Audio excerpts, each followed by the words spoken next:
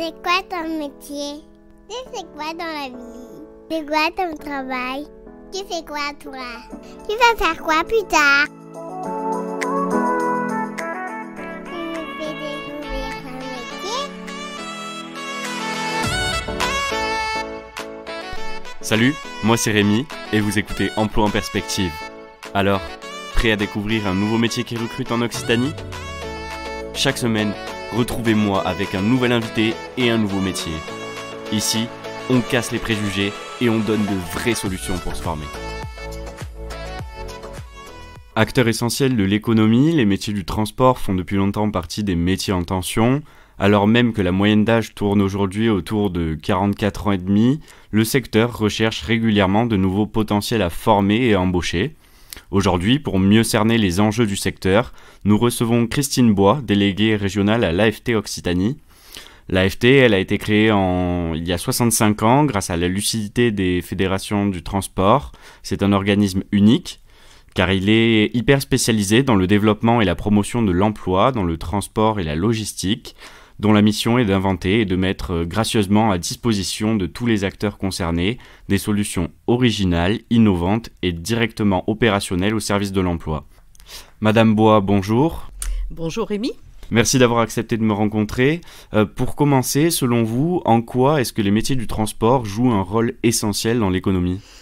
Eh bien écoutez, c'est un secteur sans lequel nous ne pourrions pas vivre, c'est-à-dire c'est grâce à eux qu'on a pu manger, se vêtir, s'équiper, et on l'a vu pendant la pandémie malheureusement où déjà c'est un peu oublié. Mais sachez que sans eux, rien ne pourrait se faire. Donc on est un peu tributaire aussi malheureusement de la consommation des ménages, de l'activité industrielle. Et en Occitanie, c'est quand même pas négligeable ce secteur des transports et de la logistique, puisqu'il représente plus de 61 400 salariés au 31 décembre 2021. C'est quand même 8% du national, qui représente rien que lui au national plus de 790 000 salariés. Voilà.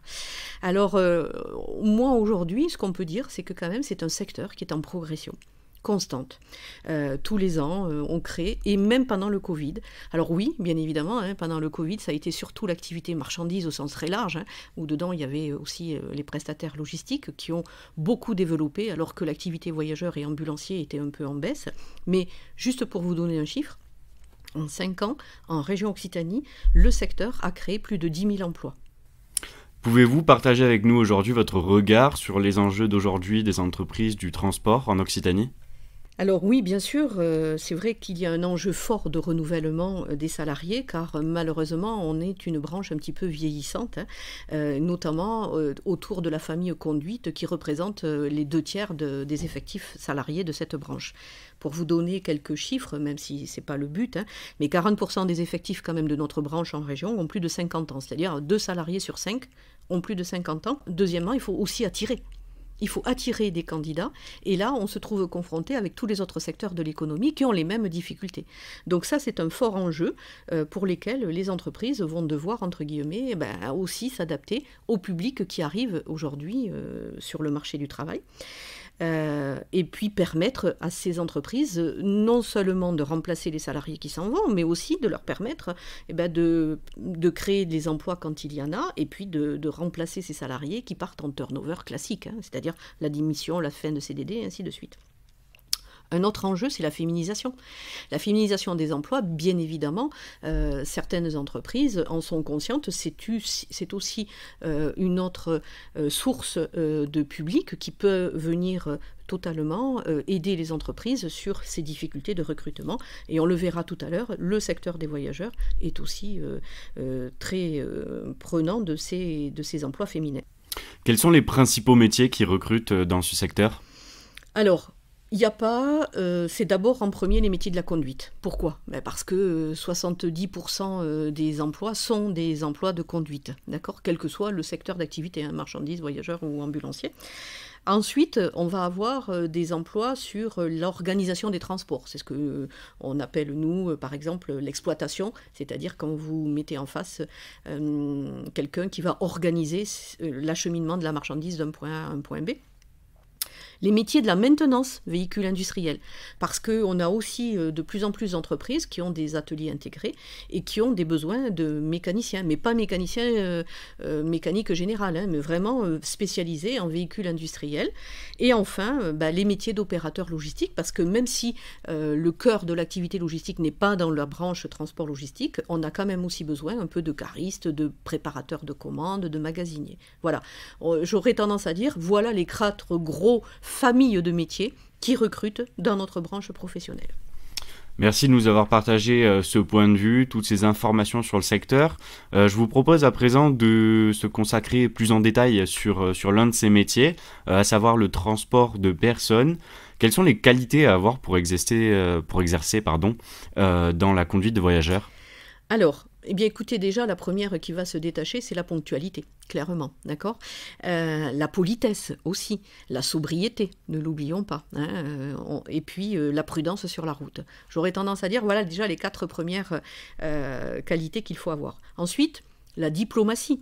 Pourquoi ? Parce qu'il faut s'adapter aux différents profils et comportements des passagers. C'est pas la même façon d'approcher des élèves, hein, quand vous avez des petits jeunes de collégiens, déjà des étudiants, des demandeurs d'emploi, des adultes, des seniors, et puis des clubs sportifs. Bref, vous voyez, un panel de passagers qui sont multiples et variés, et je crois que tout l'art et la manière d'un bon conducteur, c'est de savoir s'adapter à ces différents publics.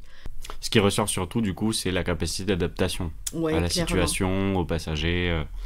Clairement. Et puis le relationnel, hein, ça c'est clair. Hein. Dans le voyageur, c'est pas comme le marchandise. Hein.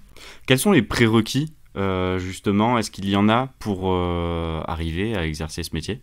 Alors, oui, aujourd'hui, vous savez, pour être conducteur en voyageur, il fallait avoir 21 ans, d'accord ? Et à 21 ans, il fallait forcément, pour pouvoir continuer à exercer, à travailler dans ce milieu, avoir un diplôme professionnel que l'on appelle le titre professionnel de conducteur en transport de conducteur sur route voyageur. Eh bien, depuis 2021, grâce à la branche professionnelle voyageur, le ministère a accepté d'abaisser l'âge à 18 ans. Ça veut dire que là, ça va donner une ouverture encore plus large de recrutement par rapport à un public qui déjà était, à 21 ans et avant, on ne pouvait pas. Mais, même si c'est en 21 ans depuis 2021 que cet âge a été abaissé, pour l'instant, on ne voit pas encore massivement des jeunes de 18 ans se précipiter dans les postes qui sont proposés. Alors peut-être pour des raisons multiples et variées, déjà encore pas suffisamment de communication. Cela viendrait surtout des candidats du coup ?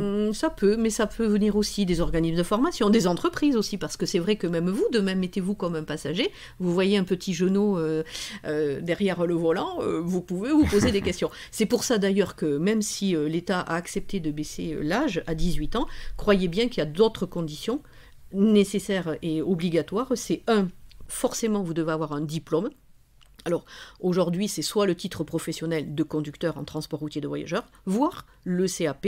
Et d'ailleurs, il y a un nouveau CAP d'agent d'accueil et de conduite routière qui vient d'être développé. Et en plus, obligatoirement, un tutorat à minima de 6 mois en entreprise pour, encore une fois de plus, s'assurer que le candidat maîtrise bien à la fois les circuits, la connaissance du véhicule, qu'il se comporte, rassuré aussi. Voilà. Donc ça veut dire que clairement, on ne va pas le lâcher. Et encore, je vais très rapide, parce que en fonction s'il y a des passagers ou pas, il va pouvoir conduire plus facilement et ainsi de suite. D'accord ? Et même demain, il y aura de la conduite encadrée. Mais voilà, c'est encore comme un peu la conduite accompagnée, vous savez, aujourd'hui, qui existe quand vous êtes au volant de votre voiture. Ensuite, dans les prérequis, forcément, il y a au moins le permis voiture, d'accord ? Tant qu'on ne rentre pas dans un CAP qui vient juste d'être rénové, parce qu'avant, dans l'ancien CAP, ça n'existait pas. Il fallait déjà forcément avoir son permis voiture et 18 ans. Enfin, un niveau 3e. Donc là, vous voyez, il n'y a pas vraiment une exigence particulière. Par contre, il faut être aussi déclaré apte médicalement à la conduite. Et ça, c'est dans les centres médicaux agréés par la préfecture que vous allez être déclaré. Globalement, il semble qu'il s'agissait à l'origine d'un métier plutôt masculin. Je me risque à dire ça. Est-ce que c'est toujours le cas ? Est-ce que le métier a évolué ? Alors, plutôt masculin, alors oui, dans la branche, mais pas forcément sur le secteur des transports de routiers de voyageurs. Aujourd'hui, ça fait quand même plusieurs années que quand même on rencontre des femmes, et notamment des femmes qui conduisent dans le transport routier de voyageurs. Pour vous donner un ordre d'idée, on a 24% de femmes dans le transport routier de voyageurs, on en a 20% qui conduisent. Donc vous voyez, massivement. Et pour vous faire un comparatif, si je prends l'activité en transport de marchandises, on a à peine 3% de femmes qui conduisent. D'accord ? Donc si je fais un ratio, c'est même pas 2 sur 5 qui conduisent dans le voyageur, alors qu'on n'en a même pas 1 sur 40 qui conduisent dans le marchandise. D'accord ? Voilà. Donc pas vraiment masculin, et au contraire, je pense que d'ailleurs maintenant c'est presque passé naturellement qu'on rencontre des femmes conductrices en transport routier de voyageurs, et elles y ont vraiment leur place. Pour continuer sur les représentations du métier, est-ce que vous pensez que c'est un métier aux conditions d'exercice difficiles ? Alors, non, c'est pas que ce sont des conditions d'exercice difficiles, parce que déjà on transporte des personnes qui peuvent monter et descendre toutes seules du véhicule, c'est pas comme dans le marchandise où vous pouvez être amené à faire de la manutention. La seule manutention qu'il pourrait y avoir, qui pourrait effectivement dire que c'est un métier difficile, c'est quand vous êtes sur l'activité, ce qu'on appelle occasionnelle ou tourisme, où vous pouvez être amené à mettre les bagages dans les soutes, vous voyez, voilà. Donc là, ça peut être un petit peu contraignant quand la charge, elle peut être un peu lourde. C'est plutôt au niveau de l'emploi du temps. Parce que clairement, quand on est une femme monoparentale et qu'on a des enfants en bas âge, et que c'est aux mêmes horaires que l'on doit soi-même amener ses enfants, prendre justement à l'arrêt de bus, et que vous, dans l'entreprise, c'est à ce moment-là qu'on vous dit il faut que vous preniez le car pour aller chercher les enfants sur les arrêts pour les amener à l'école, c'est là où il peut y avoir effectivement une incompatibilité si en amont, vous n'avez pas pu mettre en place une organisation qui fait que pendant ce temps-là, il y a quelqu'un d'autre qui va s'occuper de vos enfants. Et ça, dans les cellules monoparentales, ça peut être un peu un inconvénient. Voilà. C'est juste, vous voyez, plutôt à ce niveau-là que moi je verrais quelques difficultés, mais pas en termes d'exercice, c'est plutôt en termes de compatibilité des horaires. Organisation personnelle. Exactement, d'accord. Après, par contre, vous voyez, on parle toujours du négatif, mais moi je voudrais aussi quand même donner des éléments positifs. Déjà, dans ce secteur-là, comme dans d'autres, 96% des emplois sont proposés en CDI. Alors vous allez me dire, pour des jeunes, bon, on s'en moque un peu parce qu'on voit qu'aujourd'hui, ils recherchent plutôt le CDD. Mais pour autant, quand vous devez aller chercher un emprunt, et on en parle assez ces temps-ci, c'est clair que pour une banque, un CDI, même à temps partiel, c'est quand même toujours intéressant. Vous avez parlé des évolutions un petit peu autour du métier tout à l'heure. Est-ce que vous pourriez développer un petit peu plus ? Est-ce qu'il y a d'autres évolutions, notamment au niveau technologique, par exemple ? Comment est-ce que le métier a évolué ? Alors, le métier de conducteur, il sera toujours en tant que tel. Après, effectivement, c'est tout ce qui est autour de cette conduite qu'il y a des évolutions qui sont en cours. On en a déjà au niveau du numérique, bien évidemment, les tableaux de bord avec beaucoup de technologies à ce niveau-là. Après, par contre, les nouvelles technologies qui sont en train d'arriver, c'est au niveau des véhicules. Aujourd'hui, on était sur de gasoil. Vous savez très bien que même les transporteurs sont très conscients que, eux aussi, ils sont attentifs à vouloir réduire leur empreinte carbone, et donc de fait on voit de plus en plus des sociétés aller vers le gaz, vers l'électrique quand on le peut, notamment quand on est en urbain, parce que le périurbain nécessite d'autres adaptations. Et puis demain, on sait très bien qu'il y aura aussi de l'hydrogène qui va arriver. Quelques sociétés sont en train de s'équiper, c'est un autre tarif. Voilà, donc il y a d'autres éléments. Qui dit d'autres types de véhicules dit aussi, bien évidemment, une évolution de ce poste de conducteur pour lesquels il va devoir avoir quelques connaissances complémentaires. Mais j'aurais tendance à dire, vous savez, aujourd'hui, ce qu'on va rechercher, c'est tout le côté relationnel. Ça, c'est quelque chose qui est en fort développement, mais quel que soit le métier, là, pour le coup, je pense, dans notre secteur, en marchandise comme en voyageur ou en ambulancier, ce qu'on va vraiment, vraiment rechercher dans la typologie des gens, c'est quel est son relationnel avec les clients, comment il sait s'adapter, est-ce qu'il sait réagir à des situations, pour que justement, il soit le représentant tip-top de l'entreprise. Ne l'oublions pas, c'est lui qui est front office avec les clients. En tant que délégué régional de l'AFT, Quelles sont, vos actions pour accompagner les entreprises sur ces enjeux? Alors, vous savez, on l'a dit tout à l'heure, ne l'oublions pas, il faut renouveler. Donc, pour renouveler, il faut savoir attirer. Et effectivement, attirer, c'est ce qui est le plus difficile aujourd'hui, mais c'est aussi de les fidéliser. Donc, aujourd'hui, ce que nous faisons, c'est beaucoup d'actions pour découvrir les métiers, que ce soit au travers de webinaires que l'on développe permettant aux candidats, aux conseillers de pouvoir écouter et échanger avec des professionnels. On a appelé ça des dialogues avec un pro, par exemple. On donne la parole à un salarié qui explique son métier à des candidats qui sont de l'autre côté, connectés, et qui entendent finalement, comment s'organise la journée d'un conducteur, les conseillers aussi, bien évidemment. On organise des portes ouvertes dans les entreprises pour permettre, là encore, au plus près pour eux d'aller à la rencontre des salariés. On a imaginé des vidéos immersives qui permettent, grâce au casque de réalité virtuelle, de se rendre compte de l'environnement d'un conducteur. Bref, j'aurais tendance à dire qu'il y a vraiment pléthore d'actions qui sont menées pour permettre justement à ces candidats de découvrir ces métiers et d'aider les entreprises à pouvoir après encore plus attirer les candidats. Après à eux aussi de jouer via un peu leur marque employeur, qui est le terme aujourd'hui que l'on utilise. Le transport, plus que jamais un secteur d'insertion, d'emploi et de formation? Eh bien oui, bien sûr, puisque aujourd'hui, quand on présente un métier, on ne peut pas faire l'impasse sur les filières de formation qui existent. Donc on évoque un petit peu ces filières, et puis surtout comment on peut y accéder, parce que c'est pas le tout de dire vous avez le titre professionnel, vous avez le CAP, mais comment je fais pour y arriver? Donc aujourd'hui, on a la chance d'avoir une multitude de dispositifs de formation, que ce soit par l'apprentissage, par la programmation au sein de la région Occitanie, par les POI, ces préparations opérationnelles à l'emploi individuel ou collectif, qui sont un peu à la main des OPCO et des pôles emploi.